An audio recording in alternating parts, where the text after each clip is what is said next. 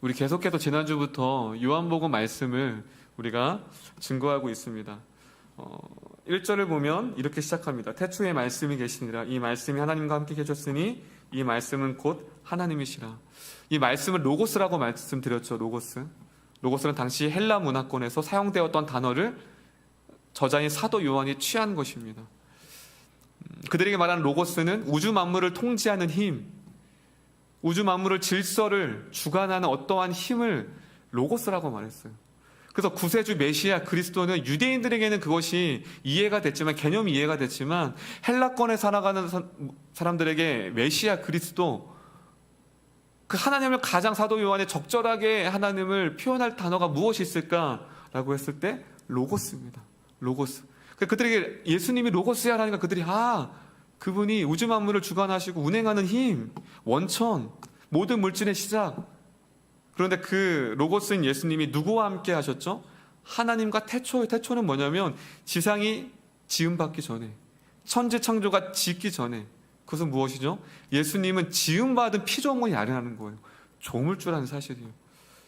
이것이 당시에 우리에게는 당연한 것처럼 여겨지지만, 당시 팔레스타인에 같이 예수님과 동행하였던 사람들이 봤을 때 이 말은 충격입니다. 엄청난 충격인 거예요. 여러분들이 주변에서 친구처럼 지냈던, 어렸을 때부터 땅 먹기 했던 친구가 갑자기 성장하더니 30살이 넘더니 하나님의 아들이야 하면 어떨까요? 경배가 갑자기 나타나서 하나님의 아들이야. 비슷한 거예요. 여러분, 우리가 그들이 이해는 해야 돼요. 왜냐하면 예수님께서 땅 먹기 안 했을까요? 했겠죠. 넘어지기도 했겠죠. 왜냐하면 완전한 인간이기 때문에요. 예수님은 완벽한 인간이셨습니다. 그렇게 같이 목수 생활했던 동료들이 갑자기 어느 날 30살 돼서 공생애를 시작할 때 하나님의 아들이 돼요. 엄청난 충격과 엄청난 공포가 일어날 수밖에 없는 사실입니다. 이제 이어서 오늘은 요한복음의 두 번째 시간입니다. 우리 6절을 한번 보도록 하겠습니다. 그러한 로고스 가운데에 어떻게 사도 요한이 고백하고 있는지 6절을 크게 한번 읽어보겠습니다. 6절입니다. 시작.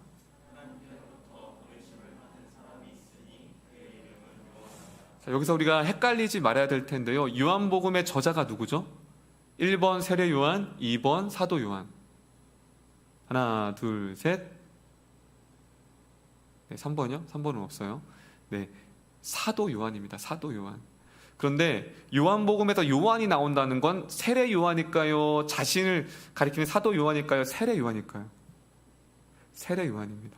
그래서 헷갈리면 안 돼요. 요한복음의 저자가 사도 요한이니까 6절에 보면 보내시면 자신을 얘기하는구나가 아니라 요한복음에서 나오는 모든 요한은 세례 요한을 가리킵니다.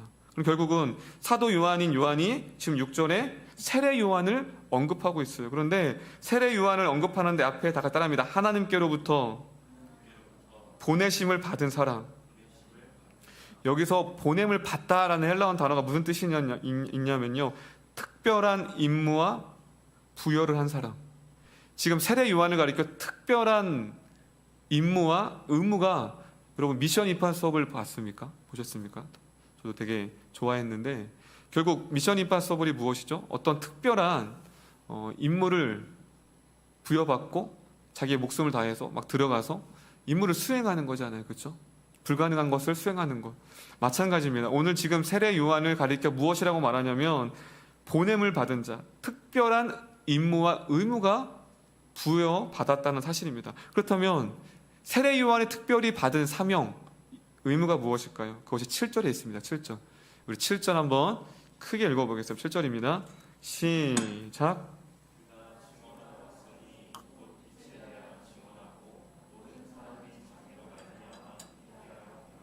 자, 여기서 사도 요한이 봤을 때 세례 요한의 정체성과 부여받은 임무가 증언하러 왔으니 곧 빛에 대하여 증언하고. 여기서 증언이라는 뜻은 자기가 잘 알고 있는 사실을, 그 사실을 모르는 사람들에게 전하는 사람. 그게 무엇이 증언이에요. 그런데 요한복음에 증언이란 이 단어가 몇 번 나오는지 아세요? 한번 세보시면 33번이 나옵니다. 3땡이죠. 33번이 나와요. 그만큼 중요하다는 거죠. 지금 오늘 본문을 읽었던 이 본문만 하더라도 3번이 나와요. 증언이라는 단어가. 그런데 마가복음, 마태복음에서 이 증언이라는 단어가 몇 번 나올까요? 한 번 나옵니다. 포커스가 다른 거예요. 지금 사도 요한이 지금 이 요한복음을 통해서 말하고자 하는 것은 무엇이냐면 바로 우리가 하나님을 증언하는 사람이라는 겁니다. 증언. 여러분, 증인이라는 말도 똑같이 사용할 수 있는데요. 법정에서 어떤 살인 사건이나 큰 사건이 일어났어요. 그런데 증인을 출두시키죠. 근데 그 증인은 그 사건에 대해서 들은 사람을 증인으로 세울까요? 아니면 그 사건 현장에 직접 그 사건을 묵도하고 바라보고 현장에 있던 사람을 증언으로 세울까요? 네, 되게 표정이 당연한 걸 물으신다고. 그렇죠. 당연히 사건 현장을 목격한 사람을 증인으로 세우지, 친하다고 그걸 들었다고 그 사람 내가 들었어요, 그 사건이 이래요 라고 하지 않고 내가 봤어요, 그 사람이 그렇게 했어요, 확실합니다. 그러면 재판관들이 그 증언을 듣고 판결을 하죠. 땅땅땅. 그리고 또 사건 해결할 때, 재판할 때 가장 중요한 게 현장이에요. 그 증인. 그래서 다 증인들을 찾는 거예요. 마찬가지입니다. 지금 요한복음에서 말하는 증인이 무엇이냐면 실제로 예수님을 묵도하고 바라봤고 경험한 사람. 예수님의 복음을 들은 자가 아니라 예수님을 직접 경험하고 예수님을 자신이 잘 알고 있고 묵도한 사람을 증인이라고 말합니다. 그 사람이 지금 누구라고 말하고 있죠? 세례 요한이라고 말하고 있습니다.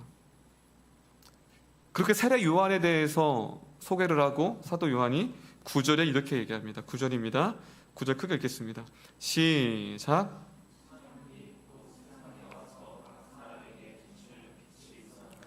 자, 지금 세상이라는 단어 따라했습니다. 헬라어로 코스모스. 네, 코스모스 이렇게 있죠. 그 단어는 뜻은 다르지만 코스모스 용어는 같아요. 코스모스가 어떤 뜻이냐면 세상이라는 단어를 원래 우리가 다 아는 것처럼 죄가 있기 전에 세상은 토부, 완벽했어요. 완전했어요. 그 토부 안에는 완벽하다. 그리고 질서가 잡히다. 하나님 보시기에 너무 좋은 세상이었지만 죄가 들어오고서 그 세상의 질서가 어떻게 됐죠? 깨지게 됐죠. 그래서 성경에서 나올 때 세상은 부정어로 나옵니다. 부정적인 거, 긍정이 아니에요. 원래 죄가 있기 전에는 긍정이었죠. 아름다운 세상, 하나님의 말씀으로 지은 세상. 하지만 죄가 들어온 이후 세상은 부정어가 됐어요. 그래서 우리도 그렇잖아요. 세상, 이분법적으로 나누면 안 되지. 우리가 특별상 세상 사람들, 그거를 믿지 않는 사람들을 우리는 세상 사람들이라고 하지, 믿는 사람들이 세상 사람들이 안 하잖아요. 원래 제가 있기 전엔 세상 사람들이, 그 용어는 모든 하나님 믿는 사람을, 하나님 백성을 말하는 거였어요. 하지만 죄가 들어오고 나서 세상이 깨지게 됐죠. 그래서 세상과 교회를 나누게 될 수밖에 없었어요. 여기도 마찬가지입니다. 안타깝지만 하나님을 믿지 않는 세상, 어두운 세상을 말하는 거예요. 9절에서 말하는. 그래서 그 어두운 세상에 빛과 요한이 대조하고 있는 거예요. 질서가 깨지고 그 무너진 세상 가운데 그 질서를, 어둠을 빛으로 바꾸실 하나님, 깨진 질서를, 혼돈을, 질서를 잡기 오신, 빛으로 오신 예수 그리스도를 지금 9절에서 사도 요한이 고백하고 있다는 사실입니다. 여기서 세상은 무엇이죠? 다 따라했으면 좋겠습니다. 하나님의 통치에 반항하는 세상. 앞으로 요한복음에서 세상을 바라볼 때 하나님의 통치와 하나님의 다스림과 하나님으로부터 거부하는 세상이라고 보시면 그 문맥을 잘 이해할 수가 있습니다. 그런데 빛이신 예수님께서 이 땅에 오셨는데 그들이 10절에 이렇게 말합니다. 되게 안타깝고 되게 충격적인 말씀이 10절에 나와 있습니다. 10절입니다. 크게 읽겠습니다. 시작.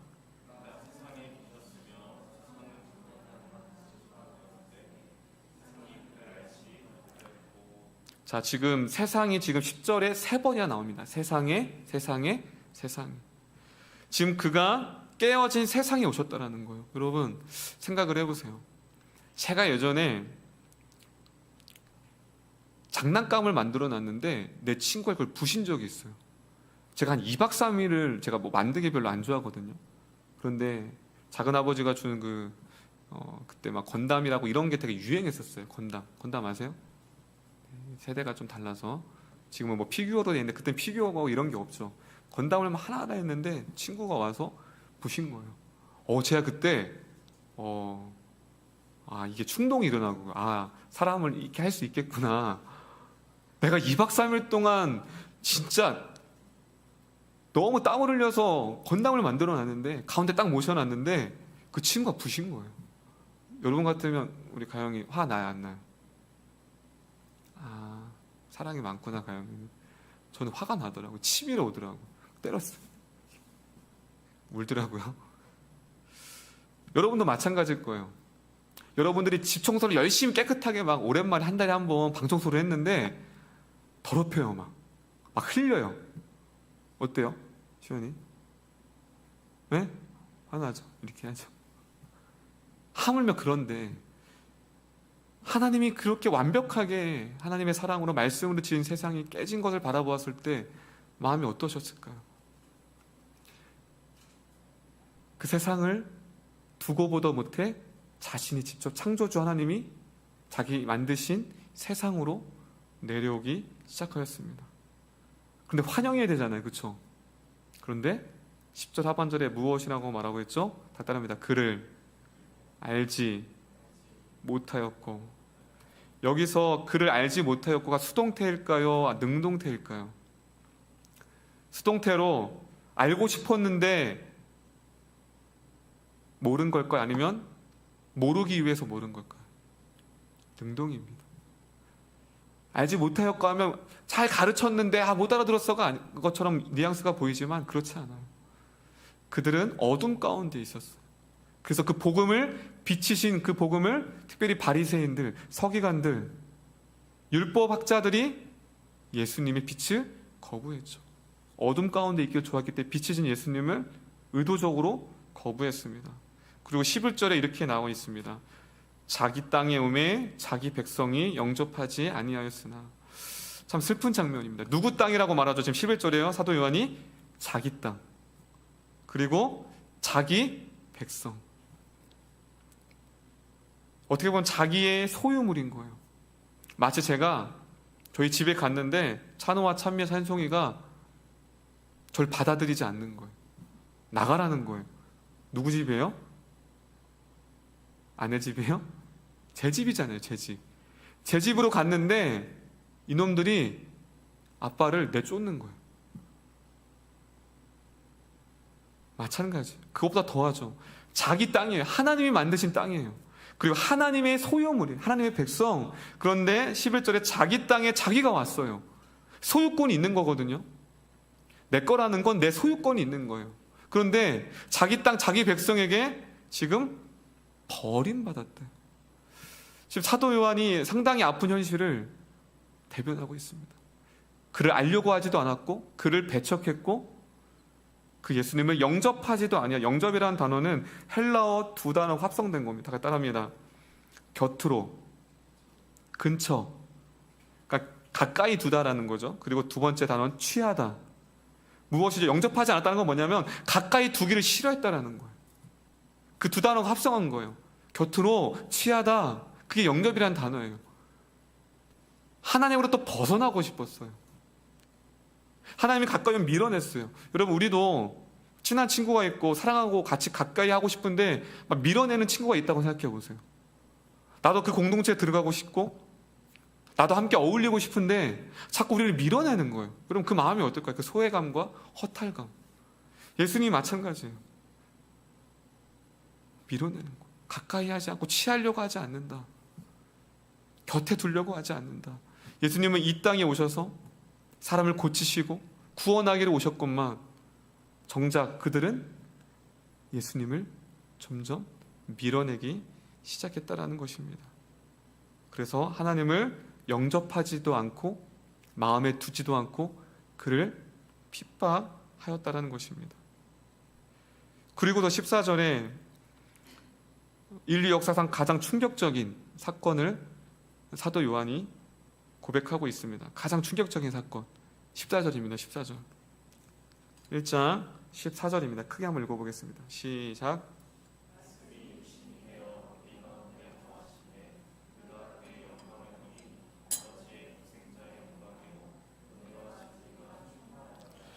14절에 당시에 유대인뿐만이 아니라 헬라인에게도 모든 사람에게도 전혀 받아들일 수 없고 그래서 인정할 수 없는 사건 하나를 사도 요한이 던집니다.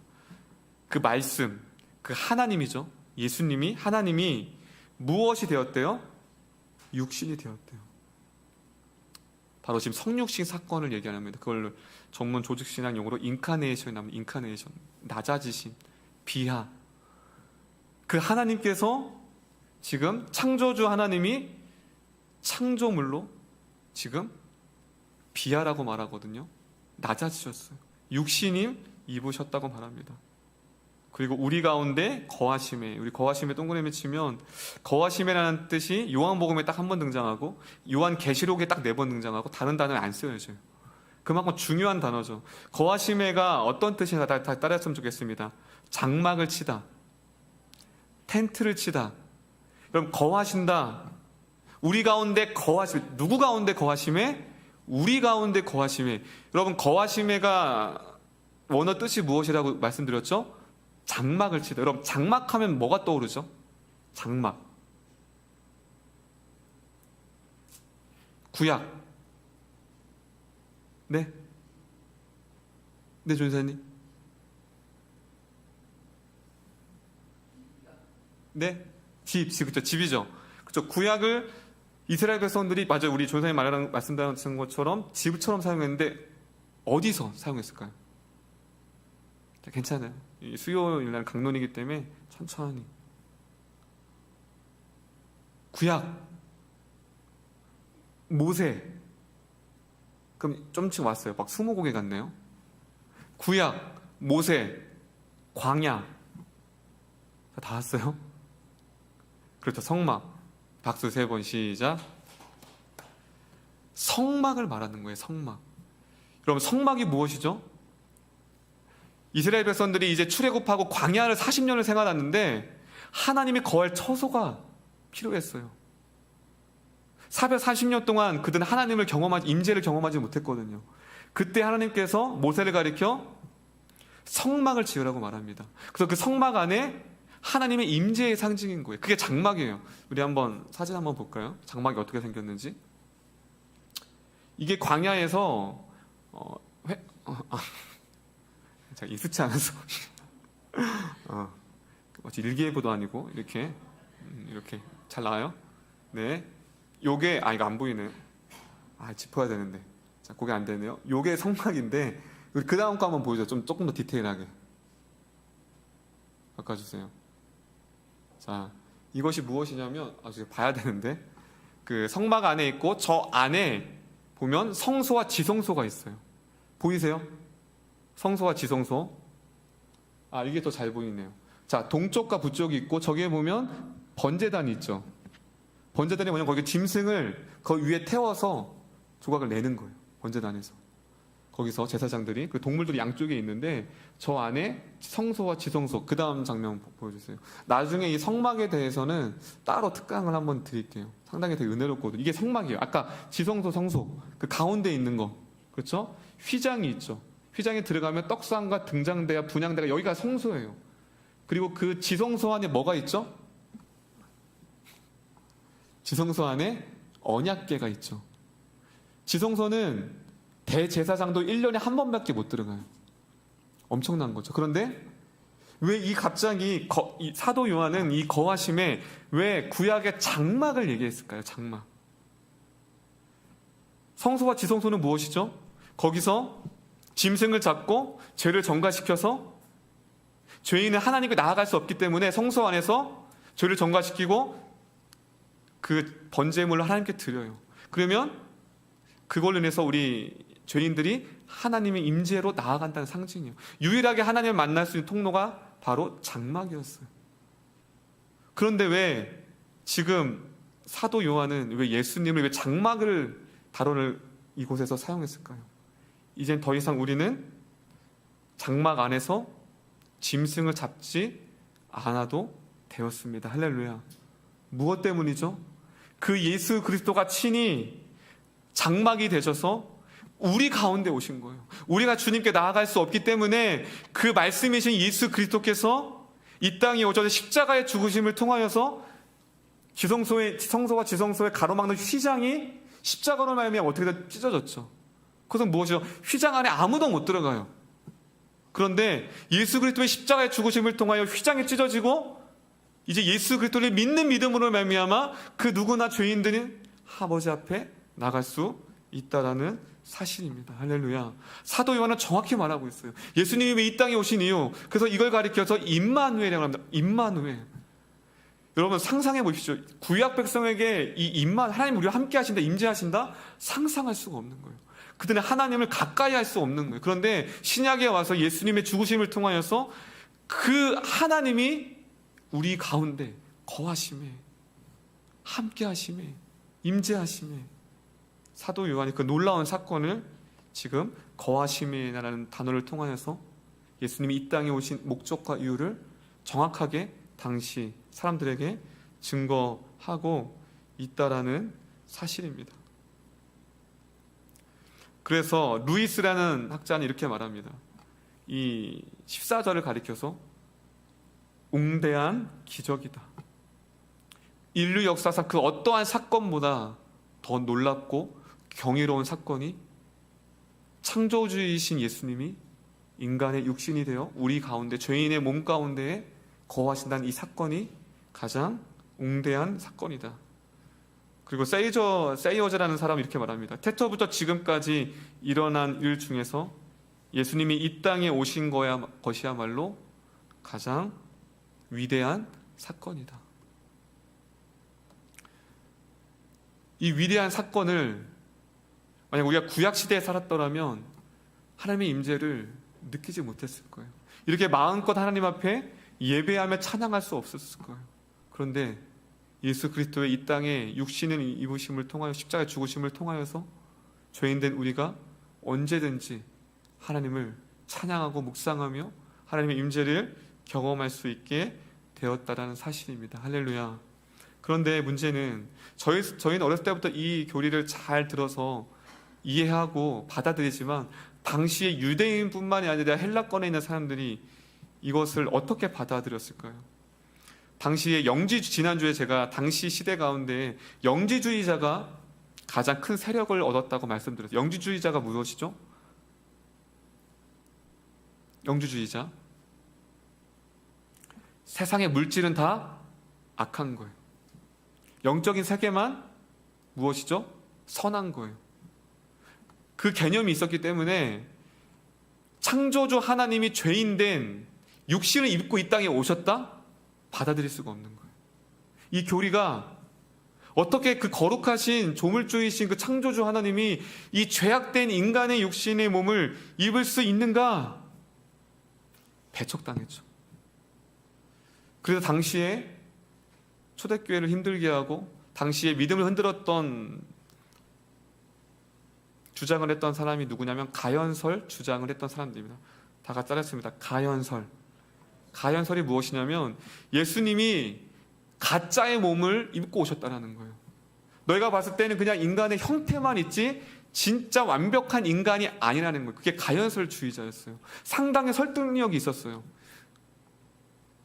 예수님은 그냥 인간의 몸으로 오신 것뿐이지 진짜 인간의 몸으로 오시지 않았다. 가연설주의자들. 과연 그럴까요? 만약에 가연설주의자가 말하는 것처럼 예수님이 완전한 인간이 아닌 인간의 몸의 형태를 입고 오셨다면 그분은 우리의 구원자가 될 수가 없습니다. 왜 그렇죠? 그렇다면 우리가 질문은 왜 예수님께서 인간의 몸으로 오셔야만 했냐는 것입니다. 말씀으로 죄를 사하실 수 있잖아요. 그렇죠? 왜냐하면 하나님은 말씀으로 모든 것을 통치하시고 모든 것을 가능하게 하시는 분이십니다.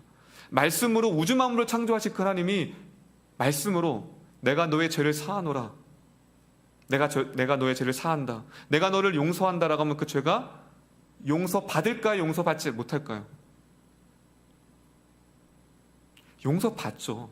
하나님은 불가능하신 분이 아니잖아요. 그런데 질문은 왜 굳이 인간의 몸으로 죄인된 몸으로 오셔서 시공간을 지으신 하나님이 시공간에 갇히시고 피조물 세계 가운데에서 그렇게 창조주 하나님이 살아갈 수밖에 없냐는 거예요. 그래서 그들의 사고, 유대인의 사고, 헬라인의 사고에는 도저히 그 육신을 입으신 교리를 받아들일 수가 없는 거예요. 왜 그럴까요?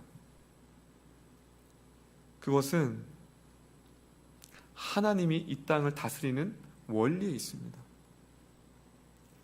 하나님은 스스로 자신이 명령하신 법을 어기지 않습니다. 우리는 어기거든요. 어떤 약속을 하면 그때는 잘못한 거야. 다시 이렇게 하자. 근데 하나님은 한 번 본인이 말씀하신 그 말씀은 스스로 바꾸실 수 있음에도 불구하고 그게 신실성이 하나님의 속성 중에, 하나님이 명령하신 그 말씀과 그 선포는, 그 룰은 스스로도 깨지 않아요. 그렇다면 어떠한 룰이 있죠? 하나님께서 아담과 하와에게 선악과를 따먹으면 뭐라고 명령하셨죠? 정령 죽으리라. 이게 명령이에요. 선포예요. 거둘 수 없어요. 내가 너를 사랑하니까 거둘게 안 돼요. 심판을 해야 돼. 그게 공인 거예요. 하나님의 속성 중에.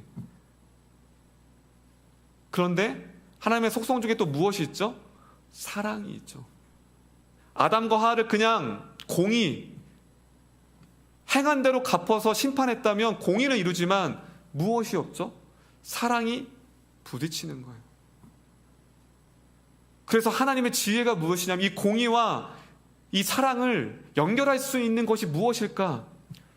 정령 죽으리라, 그 하나님이 명령하신 말씀의 선포도 성취하시고 하나님의 사랑이시라는 속성도 성취하실 수 있는 것이 무엇일까? 그것이 바로 하나님이 직접 인간의 몸으로 오셔서 십자가에 죽으시라는 것입니다. 할렐루야. 그래서 사도 바울은 서신서에서 십자가는 하나님의 지혜라고 말합니다. 왜 하나님의 지혜냐면요, 인간이 죄를 지었기 때문에 인간이 죄의 심판을 받아야 합니다. 완벽한 인간이어야 돼요. 하지만 여기서 단 조건이 있습니다. 완벽한 인간인 것뿐만이 아니라 죄가 없는 사람이어야 돼요. 제가 만약에 찬서 막내, 제가 찬서를 무지 사랑하거든요. 당연하겠죠. 아들이 막내딸을 사랑하는 건. 찬서가 죄인이에요. 찬서가 십자가에 못 박아야 돼요. 그럼 당연히 아빠로서 하나님, 제가 찬서의 죄를 위해 대신 십자가에 못 박겠습니다. 아버지의 사랑에 진실하지 않습니까? 그래서 하나님이 그래, 내가 너의 그 사랑을 받고 딸을 용서해 줄게가 안 됩니다. 제 사랑이 가짜여서요? 아니죠. 저도 무엇이죠? 죄인이기 때문에 죄인이 죄인을 위해 죽어도 그 죄인은 죄를 사할 수가 없습니다. 결국 두 가지가 성립이 돼야 돼요. 구원자는 완벽한 인간, 두 번째, 죄가 없으신 인간. 아담의 죄로 말미암아 원죄 때문에 우리는 다 죄를 안고 태어납니다. 억울하지만 내가 잘못한 것이 없는데 태어날 때부터 왜 죄인이라고 억울할 수 있지만 어쩔 수 없어요. 우리는 죄인입니다. 그렇다면 하나님의 지혜는 무엇이냐면 자신이 완벽한 인간으로 오시고 죄가 없는 상태로 오셔야 합니다. 그래서 동정녀 마리아를 선택하신 거예요. 동정녀, 하나님의 지혜인 거예요. 처녀가 잉태했다. 여러분, 인류 역사상 처녀가 잉태했다라는 것은 듣도 보지도 못했죠. 있을 수 없죠. 왜냐하면 마리아가 요셉과 동침해서 났다면 예수님 또한 죄인이죠. 죄인과 죄인으로 잉태했기 때문에. 하지만 예수님은 처녀로, 동정녀로 인하여서 잉태되었기 때문에 죄가 있을까요, 없으실까요? 죄가 없으십니다. 그래서 완벽한 인간. 여기서 육신이 되어라는 건 뭐냐면 뼈, 세포, 조직, 모든 게 완전한 인간이라는 것입니다. 그래서 예수님께서도 공생애 가운데 3번 우셨습니다. 눈물을 흘리셨습니다. 예수님도 완벽한 인간이라는 거예요. 슬픔의 감정이 있다는 거예요. 자기가 사랑하는 나사로가 죽었을 때 우셨어요. 슬퍼하셨어요. 같이 목자가 없는 양같이 배회하는 수많은 영혼들을 바라보면서 예수님의 감정을 느끼셨어요. 그리고 배고픔을 여러분, 창조주 하나님이 배고픔을 느낀다. 그리고 고통을 느끼셨어요. 그래서 예수님이 십자가에 죽으실 때 마치제, 쓸개탄 포도주를 마시지 않았어요. 고통을 그대로 받기 위해서. 그럼 바늘로 찌르면 아프잖아요. 하나님은 인간의 몸으로 오셔서 인간이 겪는 모든 모멸감도 동일하게 느끼셨고요.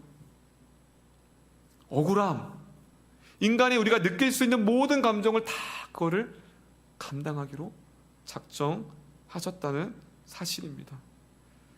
그래서 앞서 말씀드렸던 루이스나 수많은 신학자들이 왜 성육신 사건, 인카네이션, 비하, 하나님이 낮아짐으로 이 사건이 가장 위대한 사건이냐면요, 창조주 하나님이 창조된 생명으로 살아간다는 것. 그럼 그것은 상상할 수 없습니다. 창조주 하나님이 창조된 생명으로 살아간다는 것. 그 어떤 교리, 어떤 종교, 어떤 것도 창조물이 창조된 상태로 살아간다는 건 있을 수도 없고 있어서도 안 되는 교리였습니다. 그런데 하나님은 그렇게 그것을 선택할 수밖에 없으셨다는 사실입니다. 무엇이죠?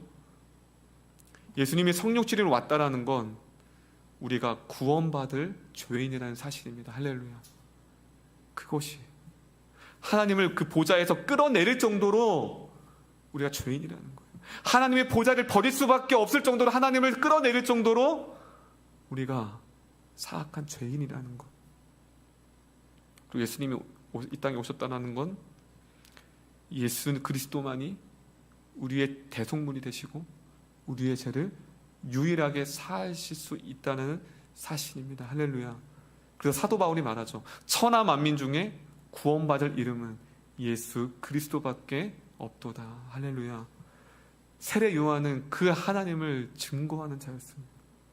그분이 왜 이 땅에 오신 이유를 아셨고요, 평생 그분을, 그리스도를 모르는 자를 향하여서 외치고 평생을 그렇게 살았던 사람이 바로 세례 요한이셨습니다. 완벽한 인간으로 오셨던 그 주님, 그 주님을 15절에 이렇게 얘기합니다. 15절입니다. 15절 크게 읽겠습니다. 시작.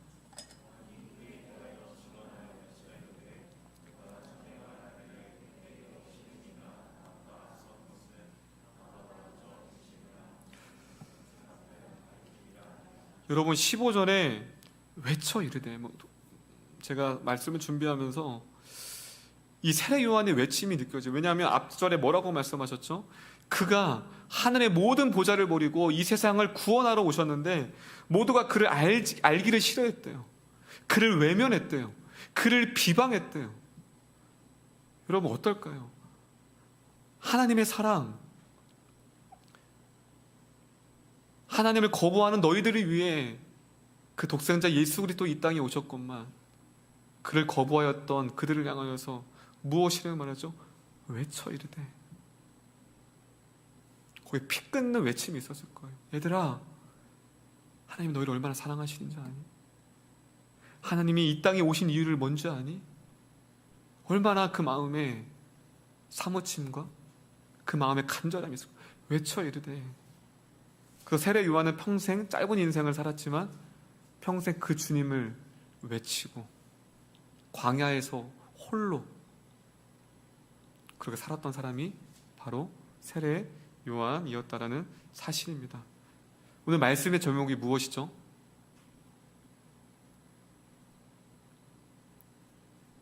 네, 주보를 보시면, 저를 보시면 답이 안 나와요. 답답합니다. 증언하는 자.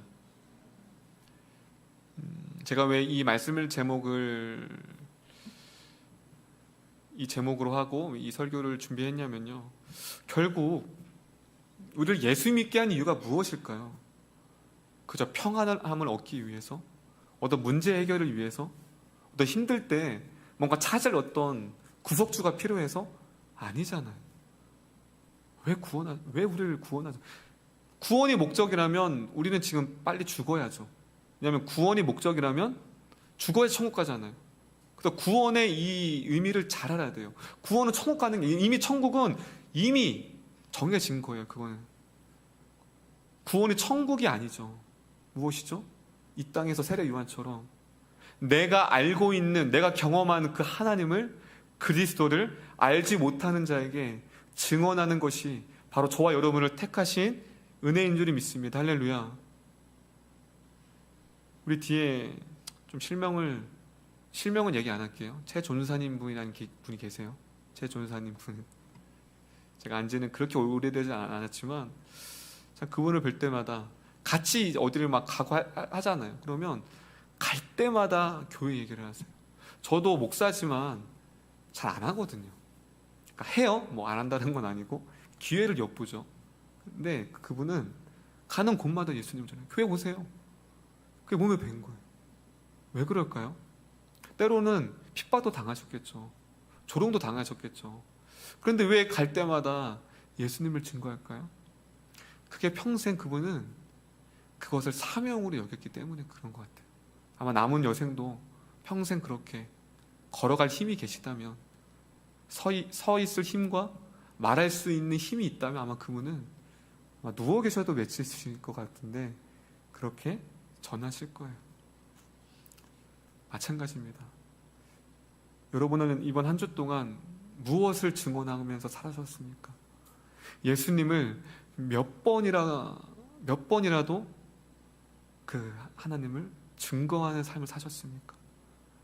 만약에 없다라면 고민하는 이 밤이 되었으면 좋겠습니다. 할렐루야. 내가 잘 가는 미용실 원장님,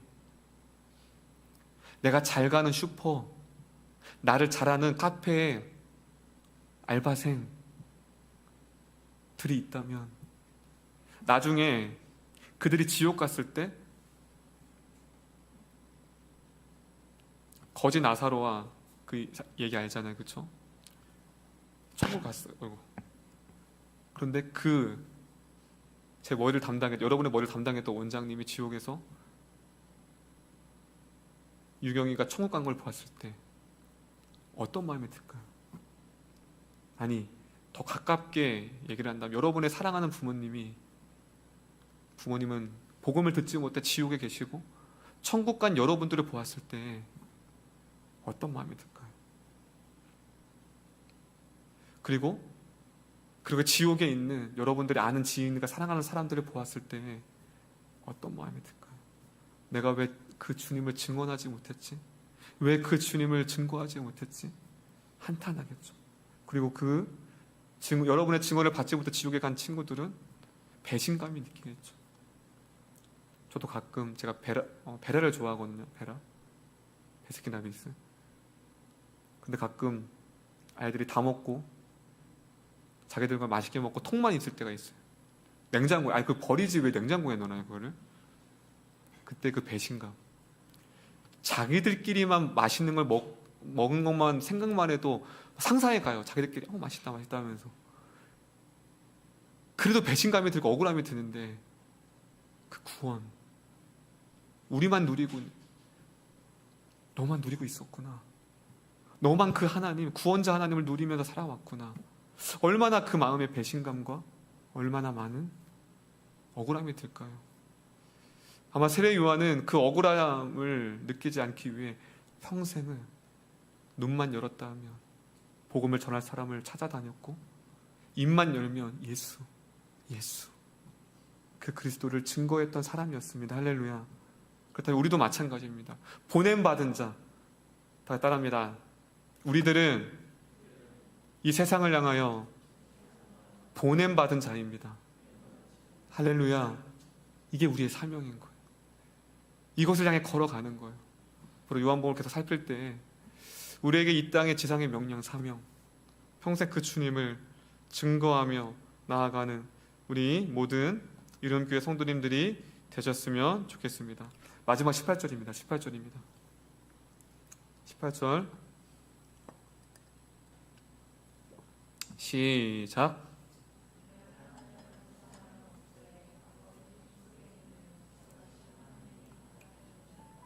아멘. 18절 오늘 본문 어떻게 사도 요한이 마무리하냐면요, 본래 하나님을 본 사람이 없대요. 왜냐하면 구약에서 하나님을 너무 사랑했던 모세가 있었습니다. 모세가 하나님을 너무 보고 싶었어요. 그런데 하나님이 뭐라고 말하시죠? 나를 보기를 원하느냐? 그럼 넌 죄인이, 너는 죽을 수밖에 없다. 그래서 유일하게 그림자를 본 사람이 모세였어요.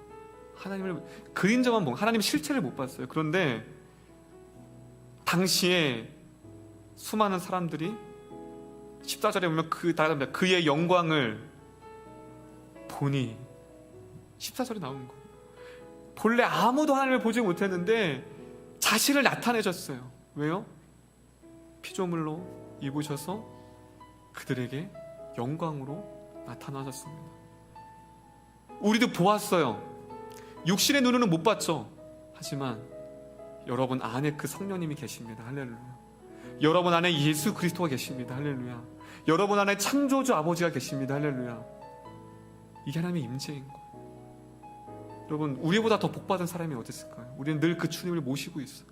늘 마음에 그 주님이 나와 교제하시고, 내가 눈을 감고 주님께 기도할 때 그 주님은 나의 예배를 받으시고 인도하십니다.